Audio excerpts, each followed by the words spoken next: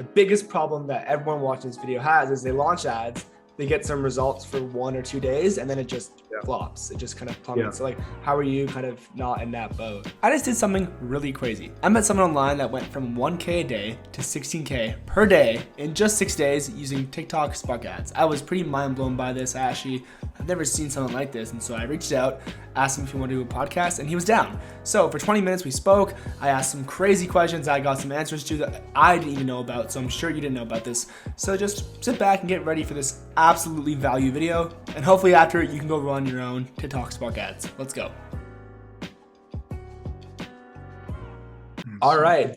Welcome back to eCommerce Street, guys. Welcome back to the channel. Today I'm here with Kevin Krieg. As I mentioned in the intro, this guy went from 0 to I think 16K a day using TikTok ads in only 6 days. And so for the next 20-ish minutes, we're just going to sit here, jam out, and kind of figure out exactly how he did this. So Kevin, what's up? Yeah, thanks for having me. Everything good. Glad to chat about TikTok. So like the main way I found you was through this like viral Twitter thread of yours. I was like, TikTok ads, how we scaled the store from 1K to 16K per day at a 3.6 ROAS. Check this out and replicate everything we did. We only took 6 days. And so that obviously really hooked me. And so from wherever you want to start, like kind of take us through that process of like what like the niche you were in was and the whole process behind setting this up and like how you just found scale so fast. Like I guess like the golden nuggets there. Yeah, no, definitely. So it all started with a client who brought in the product. It was a very cool product, and it was in the women's niche. It was more like beauty, about like a little bit had to do a little bit with weight loss, but mostly like beauty. And it was slightly on the edge about like policy wise, but it was still whitehead. Everything was good, and we had like a couple rejections here or there, but nothing like crazy.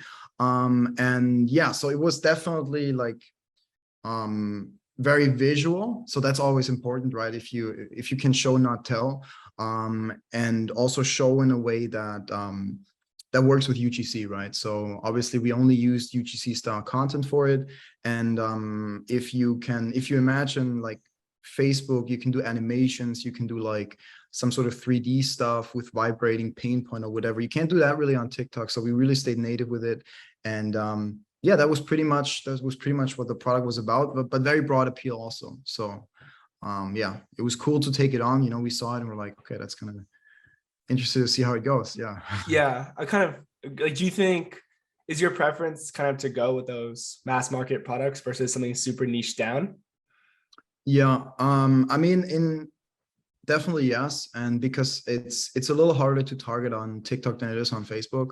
I always make this example, you know, if you have an ankle pain product on Facebook, you can target ankle pain, and the audience that you're getting, that pocket of audience, actually going to be like very relevant to that. But on TikTok, you can target like body or health or something like that. So definitely not nearly as like detailed as on Facebook, right? So yeah, the broader the better for us. We're not shying away from like a little bit of niche products, but yeah, definitely not as possible. For this product specifically that you guys were like able to scale so much, was there any kind of extreme AOV or like quantity bundle going on that kind of made it easier to scale, or was it like a lower AOV? Yeah. It's a good question. Yeah, it was around $40-$50 price point, but we sold, I think the main offer we had was on the product page, selecting like 2. The second one, I think 50% off. I think that was our main offer, or like 40%. Yeah, I think that was our main offer. And because there were 2 variants of it, and it was like a color thing, so most like it converted at like 40 or 50%. Yeah, that's what I was gonna say. Obviously, you know, that obviously, yeah, it helps a lot with AOV and scaling, right? Because suddenly your margins like, whew. Yeah. Was there any specific app or like use like a specific app there, or was it just like a manual thing? I can't really remember what we used, but I know it was a bundle below the add to cart. So it's an app that yeah, one of those ones. There's a lot. Yeah, one of those ones. It's like a second add to cart where it says like buy 2 for X off. Yeah. And you click on that and you can just select the variants, and that's it. Yeah, we see a lot of brands do that. I feel like people forget the importance. I think that people forget like the math behind if you can get half your customers to buy 2 instead of 1, like that margin that you now have allows you to scale so much further, like with paid ads, because usually it's hard to just sell one item. But Like you kind of saying earlier how Facebook has so many interests, like ankle pain, you can get super narrowed down. TikTok, you still kind of can, but not as much. So like, how is that initial like day one campaign structure like for TikTok ads? Yeah, it's a good question. So what we usually do is we started a little bit of interest before I talk about like the exact campaign structure. We did a little bit of interest, but as always, like as 90%, we only really use no targeting. So how it works is we had around, I would say for the initial launch, around 15 creatives, and which we really like TikTok is very like content heavy, so you need way more content on Facebook. And our initial campaign structure is like one campaign, one cold traffic campaign. We usually do everything within that campaign, except of course if you scale with CBOs, then you're going to have a second one or third one. And retargeting, we also do in a separate campaign. But anyway, one campaign, ABO, everything. And we like to test with one creative per ad group. We did it back then, and we're still doing it right now, simply because for testing, like you want to find out, like content is your biggest lever on performance, right? Because obviously interests are like not very significant. Yeah. So content is your biggest lever, and you really want to find out, you really want to get a nice spend on each of those creatives to find out what actually works best. And the budget allocation on ad level is just not It's good. really hard. Yeah, it's just at the end of the day, you tested like one creative, right? Because it gets 98% of the spend. Yeah, especially if like you're putting existing creatives in an ad group with new creatives, like that existing creatives can get all the spend.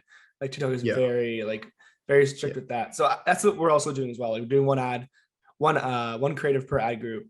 And so you said essentially like the setup was ABO with then 15 ad groups and 15 creatives, and like each one was just no targeting, like wide open.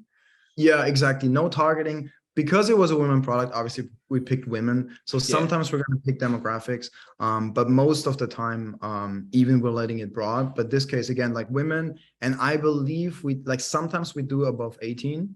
Sometimes we do it, but yeah, so women 18 plus and no interests, lowest cost. We always test with lowest cost, and then just $25 budget. So nothing really crazy, nothing really special. Obviously, complete payment. Not really a big fan of the other ones, except if you have spending issues, but we didn't have any spending issues back then. So that was just like a smooth sale. And then the first 1 or 2 days is all about checking the creative performance, right? And we mainly look at, for the people who like are interested in like the micro level ad management, we mainly look at the funnel numbers. We don't really care a lot about CPM, about CPC or CTR. It makes sense if you have like CPCs at $2 or something. Okay, then it's probably, if you're selling a $20 item and you have CPCs at $2, the math doesn't add up. Yeah. But other than that, we don't really look at ad metrics. CTR can be 4% and your conversion rate is bad, but it can be 1%. It's really good. So it's like, so we mainly look at like cost per, on a small scale, like $10, $15 spend.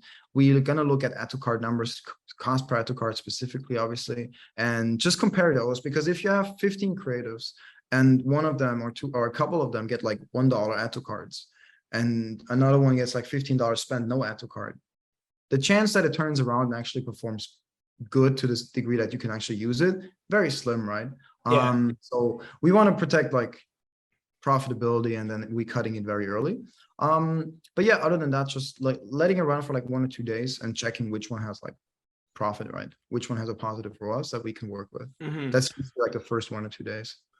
Yeah. One thing, like two things that you said I kind of want to touch on. Like the first one is, we do hear a lot of people in the space kind of say, look, if you aren't getting conversions when optimizing for purchases or like complete payment, go run add to cart.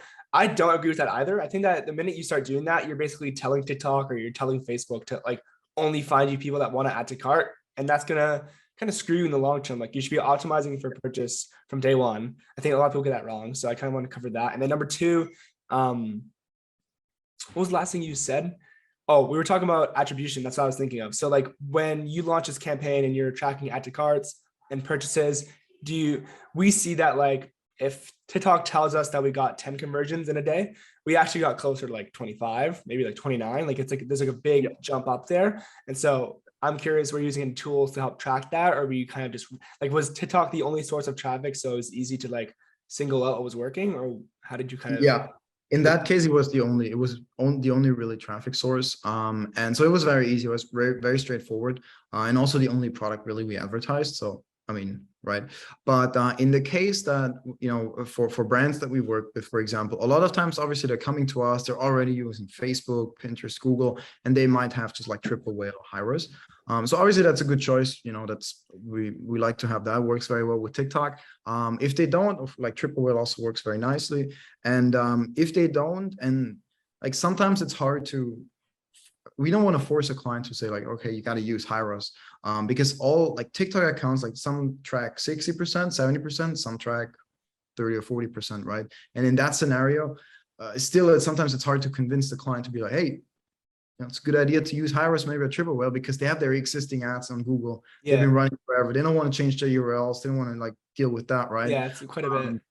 Yeah, and everybody in the team looks at Google Analytics and Shopify, so they don't want to change that, right? So in that case, we like to look at just the higher funnel numbers. Yeah. And it helps put things into perspective, because those track a little bit better than purchases. And if you look at add to cart and initiate checkouts and you understand your usual drop-off rate, you can calculate with it and you can get used to it, because yeah, complete payments can be a little I see. Yeah. Last year, I spent over $50,000 alone on collecting content for my brand. And the only thing I learned is that I could have done it faster and cheaper. How? Well, using Billo. You see, last year we did use Billo quite a bit, but we also had our other forms of collecting content. Some of them being working with influencers, getting customer reviews, etc. But that takes long. First of all, influencer marketing is pretty expensive. And if you're doing that just for the marketing, that's great. But if you want content, you don't need to do that. And yes, of course, getting content from your customers is great, but sometimes it comes in low quality form, it's not always the best, and you're not gonna reach back out and tell them to fix their review, like no way. So the only solution here is using Billo. They blow all the competitors out of the water. Here's why. First of all, if you're watching this video, you're probably a dropshipper, and that means that you're all about cutting costs and being affordable. Billo's pricing is unmatchable. You can get a totally custom video for $59 where you go in there, make the project, tell them line by line what you want a talented creator to say about your brand, your product, etc., and they're gonna handle the rest. If you want a bit more quality, a bit more of like that higher quality editing experience, you pay $89, which is far less than what you'd pay on regular, and get a banger of a video. And the process is all really easy, like I said. Working with one-off UGC creators not on a platform is kind of hard because it's a lot of email, back and forth, raw files being sent over, approvals, revisions. It just gets really messy and really boring. And the name of the game here is speed, folks. If you're running a startup, you want to be fast. Fastest way and cheapest way to get content is using Billo. So like I said, you want a video? Cool. You click start. You tell them line by line what you want them to say, what you want them to mention / don't mention. I think the best practice here is to take your winning Facebook ads and your winning TikTok hooks and your winning like headlines on your website and shove those all into the copy somehow and let them kind of come up with the best solutions. They're gonna do a great job. It's gonna have a fast turnaround time, maybe 3 to 5 days, depending on how fast your product gets there, and then you're good to go. Now, you're probably watching this podcast thinking, how on earth can I do this? How can I actually get content, put it through TikTok ads versus Spark ads versus whatever, and push paid spend behind it? Well, it all starts with content. And the fastest way and best way to do that is with Billo. So, call to action is at the end of this video, after you get the rest of this knowledge from this guy who's just absolutely crushing it, named Kevin, check out the links below, head to Billo, and get your first video. It's pretty simple, pretty easy, and just by taking the tactics I just said, which is like taking your best hooks from Facebook and TikTok and flooding that into a single project, that alone will put you ahead of most brands that's been used by them, which is around 15,000 companies that are already using Billo. You can see examples there of creators that have already made content. It's a pretty no-brainer. So do the easy thing and save money and get content fast using Billo. Now let's get back to this video. We'll track clicks and say like ads brought in like 250 clicks in a day, and we'll see pretty much exactly that follow through with the page views. And so we know that clicks are being tracked properly and probably add to carts. So that's definitely useful to know. I actually never thought of it that way. So that's a gold nugget. But then we're moving on to like day 2, 3, 4. Like, how did you kind of see performance increase and scale there? Because I feel like the biggest problem that everyone watching this video has is they launch ads, they get some results for 1 or 2 days, and then it just flops. It just kind of plummets. So like, how are you kind of not in that boat? Yeah, exactly. It's a classic situation when somebody pops a product, right? Nice for us, day 1, day 2, day 3, maybe still, but then like it dies out. Like day 3 is usually the day or day 4 when it dies out like completely, and people are like, oh my god, what's happening?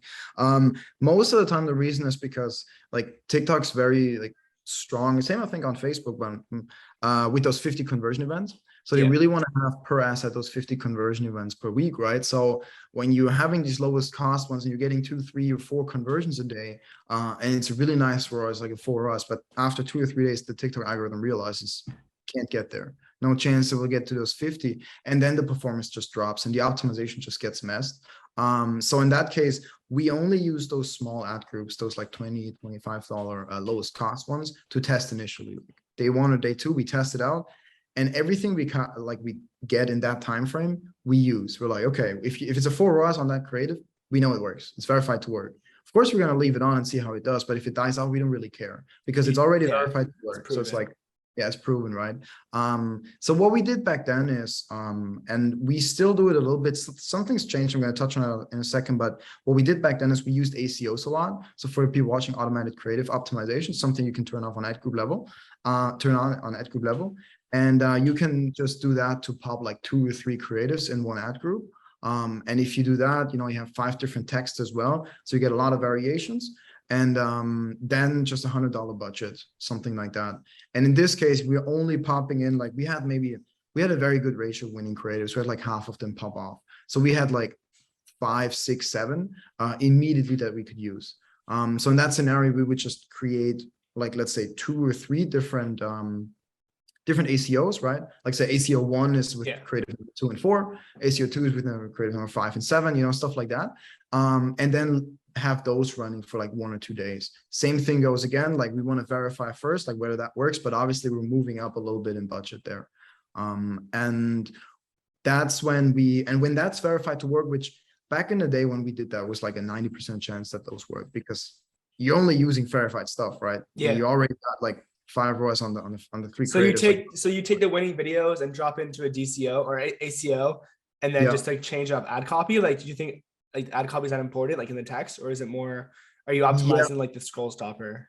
Yeah, I think, first of all, I think it has like a small role, probably not the biggest. It's hard to tell, but I think it's very important for the algorithm because even though like, even if you have, this was in the US, right? Even if you have a very very large audience, but still the frequency gain can get higher than usual very fast. And also the algorithm has more room to play with. And it's not really, I don't think it's so much on the user, but more the algorithm has more choices to put over to the people. So we usually see like, if you do that, I think you can test it yourself, like 95% this will be the case that CPMs, which again, they're not very important, but give good indication of what's happening in the auction, will be lower for the ACO. So just because the algorithm has more room to play and can show something that they usually can't show to, right? So yeah, all the winning stuff, 5 different texts, and we try to make it like very different, right? Like you could say one is like in quotes and said, oh my God, I've never seen anything like this, like a testimonial. The other one is like save 50%, all in caps. And the other one has a coupon code in there, stuff like that. So to really try to mix it up, right? Yeah, and then we're letting those run for like 1 or 2 days again, seeing how the return is. And then once it's verified to work, we're like, okay, this ACO is now our like building block to build on. This is like what we do to use to scale. So in that scenario, we moved into bid testing a lot. So we used them on the ad group level. There's a bidding type cost cap, so manual bidding, right? And then we're going to use those ad groups, the ACOs, duplicate them like 3, 4, 5 times, and test different bids out, right? So we're going to test, let's say, the CPA, so it's like $10. And then we're going to test 11, 12, 13, 14, 15. All the way up, yeah. Yeah, nowadays we like to do like increments of like 2 or 3 and not 1, because spending does get a little more volatile, but back in the day we did 1. And then we're just finding the sweet spot, like what bid works the best, what spends nicely, but also doesn't overspend, gives us a nice return, right? So again, like after those, I mean, let's bring it back. The first 1 or 2 days is those creatives, right? The next 1 or 2 days are these like ACOs testing out. Yeah. And then like 1 or 2 days, we're like looking at bid testing with those ACOs, with the winning ACOs. Right. Then after we verified the winning bid, that's when we also move very horizontally with duplicating that. You can increase the budgets of those duplicates to like 300, 400. And then you're going to have like just 5 duplicates. And then you scale up by 2K or by 1.5K. Yeah, and then you have ACOs, boom, then you scale up to like, you increase your budget overnight by like 3K, 4K very easily. Did you ever lean into retargeting or lookalikes at all? Yeah, retargeting, yes. We like to test out retargeting. Back in the day, I felt like retargeting was still better than it is now. I feel like back in the day, When you say back in the day, when was that roughly? Like what month? it was, I think it was it February, end of February, Okay. beginning of March? Yeah, Um, a lot has changed since then. Everything moves so fast these days. So like, but yeah, back in the day in February, got it. yeah. So I mean, most of the things we talk about is still the same. We still do the bid testing, or we still verify with those creatives. We still do bid testing. We still move with duplications, and increasing the budget of the duplicates. Right, that hasn't changed. But I feel like back in the day, retargeting was a little bit stronger, but it still works out, right? So what we did was just as soon as something is profitable, and as soon as we create the audiences, and after the audiences are created, we just try to we wait until they're big enough, and we have a separate campaign, and we pretty much do the same thing, like 3-4 ad groups, winning creatives in there, one audience per ad group, and then just works best. Gotcha. That's pretty sick. So you go from like day 1 and 2, just like testing and verifying whatever's working, to like day, I guess, 3, 4, 5-ish, kind of doing this ACO and saying, okay, this is my holy grail of like winning creative plus copy plus everything, to day 5 and 6, kind of like scaling that to the moon. Like how much were you spending on days like 5 and 6 to get to like 16K a day? Because I'm trying to do the math. It was around, well, it was around a 3.5 or 3.6 ROAS, right? Right. So it must have been like around 4 or 5, between 4 and 5K spend in total, if I'm doing the math here correctly on the fly. Yeah, so you can see that, right? Like we're always moving at a couple hundred per day, even like sometimes a little lower, sometimes higher. And then once those phases are over and everything is verified, now we feel confident to really blast out, because everything we're doing has been like verified before. So it's of course the reason we're moving very horizontally is because still you're gonna duplicate 5 times and 1 or 2 aren't gonna work out, right? But still, that's no problem. Like you can see that very early on. You can see in the duplicates, like in huge difference in performance. So that's why you can come in very fast, very early, and kill those ones that are bad. That's no problem. That's super true as well. I like, that's definitely the one thing that we're struggling with, is we'll spend good money for like day 1 or 2, it'll flop, and then I guess it just comes down to like duplicating and testing more of like the variations. I know you didn't have a ton of control over the content, since you guys we're like a third-party agency, but like, were most of the video styles you running more like a testimonial, or was it more like super native to TikTok? Like was an actual Spark ad you ran, or was it more like you uploaded it through the creative library and ran it through there? Yeah, so we mostly do, also in this case, creative library. So we Spark ads 8 out of 10 times we underperform in terms of the comparison to the regular ones. And it might be different if you have a different objective or a brand or a different product, right? But here it was like straight sales, straight conversion. We don't care about followers. We don't care about like building a community here. We want to get the sale, right? So regular ads, and for the creatives themselves, it was very native. Everything was UGC. Everything was done in TikTok. So what we always do is when we're doing creatives for ourselves or for clients, everything we do happens in the TikTok app.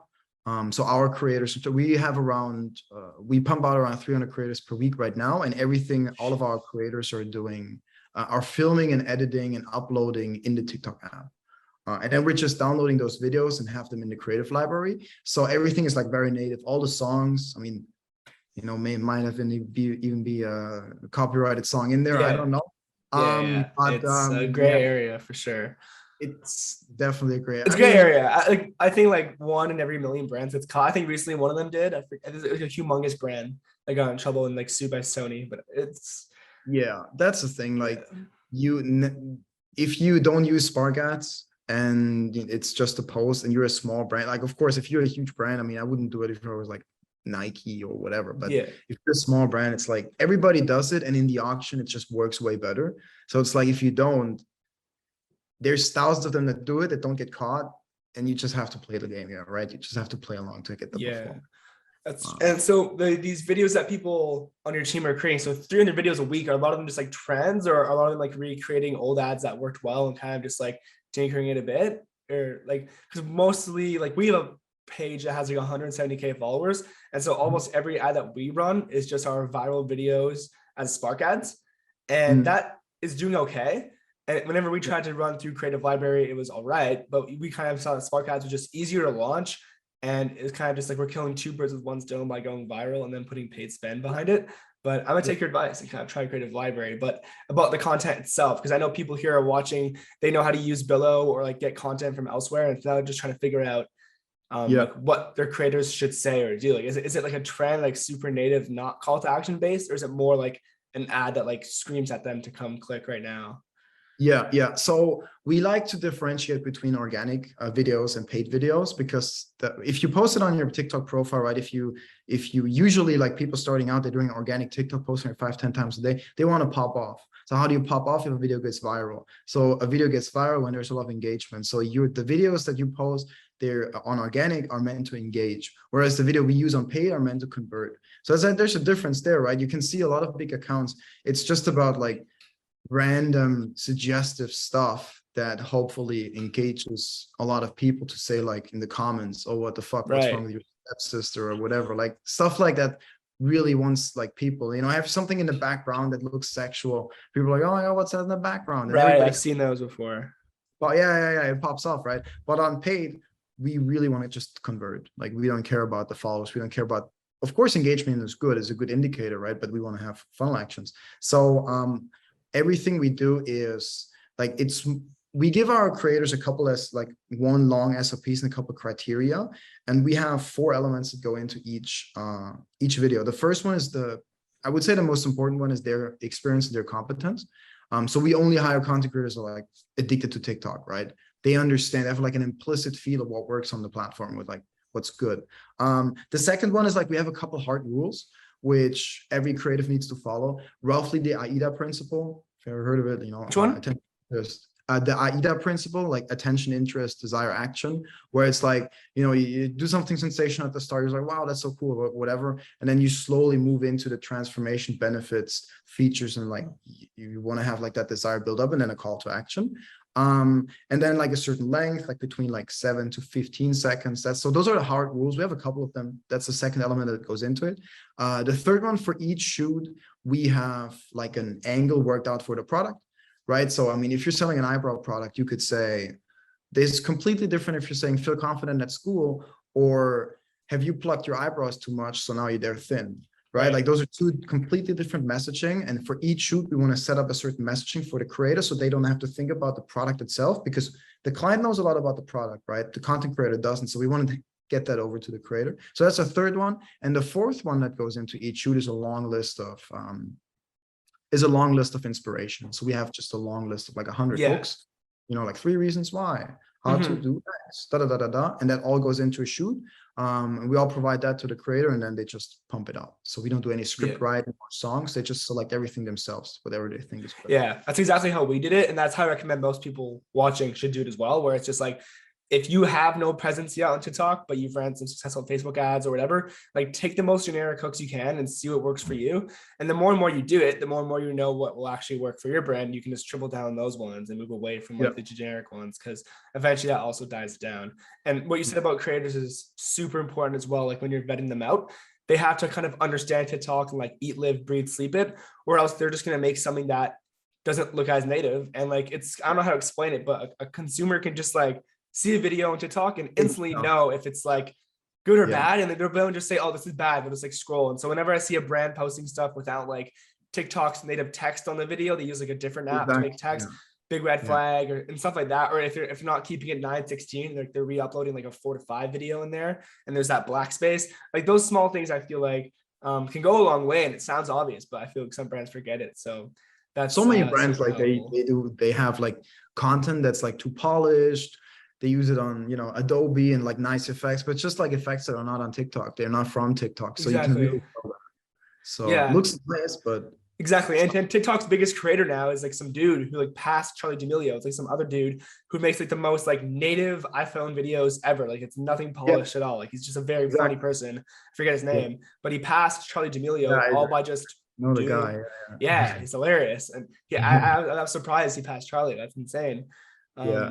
That's true. Yeah. But wrapping up here, like, what would you say are like the main takeaways? Like, is TikTok better than Facebook ads in your opinion? No, I mean, I love TikTok ads. So, I'm of course like I have a motivation to say yes, but no, it's not. I just think it's like it's completely different. It doesn't fit every brand, but a lot of them I think it does fit, and it's just different. It's a different type of content, as a different way of like showing what your product can do and selling your product. And I think it's super cool for a lot of reasons. Like you don't really have account issues for TikTok. That's a big thing for a lot of, even for brands, like for dropshippers, obviously, but for brands as well. Um, and content production is very cheap. We're a big fan of that. Very cheap content production for the reasons we just talked about. And also it's fairly, because CPMs are so low, it's fairly easy to collect a lot of data. So a lot of times if you want to get started on TikTok and you're a brand, it's not very expensive to get a good understanding of what's going on. Like how can your product convert? Not very expensive to get a good idea on that. So Exactly. yeah, I really love TikTok. Like, I'm excited about it. That's the only platform we're doing for like 14 months now, and for our own ecom brand as well, only TikTok. And yeah, just it's really cool. It's really really I agree. cool. I think it's a future. And like, Yeah, I think one of the best things about TikTok is that since the CPMs are so low, you can kind of play the frequency game. Whereas like on Facebook, if you wanted to retarget someone, instantly your CPMs are like at least doubling in that campaign. Whereas with this, it can kind of say the same, and you can actually go into like the audience manager on TikTok and create a retargeting audience just based on like anyone that's even watched your paid ads, and then to show them the same thing twice, or like slightly change it and show it again and again. That's one thing that actually worked super well for us. We're just like retargeting people that watched it at least once and just showing yeah, them what like 2 or 3 times, and that's it. Like I don't believe in the whole like I used to see an ad 7 times theory, but like 2 or 3 times on TikTok probably helps, because like their bias, no matter what, is just to keep scrolling. And so yeah. showing up 2 or 3 times is probably better than just once, unless like you have something crazy to show them. Yeah, yeah. So no, definitely. And if they're going on Google and they're gonna see your brand ad and whatever, and then convert Exactly. maybe there. But yeah, no, definitely very cool. Like I can recommend anybody watching it wants to give TikTok a try, do it. Very easy to do content. Just film it yourself if you don't have content creators. Make an account yourself and off you go. Exactly. One ad set, one ad per ad group, and kind of as you scale, introduce like ACO, and then as that works, go into CBOs and increase budgets like pretty fast is what you did. Yeah, you can do that. You can do the horizontal way we do it. You can there's definitely a lot of strategies that work. So yeah, you can do you can do the ones we shared, and yeah, really cool. Cool. Kevin, if people have more questions, where can they find you? Where's the best spot? I'm gonna have your Twitter link below. Is that probably the best spot? Yes, that's probably the best spot. If anybody has a brand who's watching it and wants to get over on TikTok, they can gladly hop over to windexmedia.com. That's the agency we run, and yeah, have a chat with us, see whether we're a good fit and a good fit for the platform. Yeah. Totally, man. Well, I have all the questions I've kind of wanted to ask out of the way. So I just want to say thanks for being here. And when this goes live, I'm Definitely. sure lots of people are going to get some value from it. I think like this platform is the future, and more case studies like this that come out are going to just attract more people closer to TikTok and away from Instagram and Facebook. I personally, that's why I asked you if I think Facebook is better or not. I think TikTok's just the absolute future, and Yeah. like Facebook kind of realized that, and so they went and built Meta. Now Instagram's trying to do whatever with like their shopping feed and whatnot, but like less paid ads. So I think TikTok is just going to like completely take over at least next couple of years. Definitely, yeah. TikTok's catching up. So everybody's trying to copy TikTok now. So Mm-hmm. let's see what happens with the algorithm and stuff. Yeah. But yeah, thanks for being here, man. I'm gonna wrap this up and Definitely, yeah. see you Thanks guys for in the having next me. video. All right, peace Thank you. out. Peace.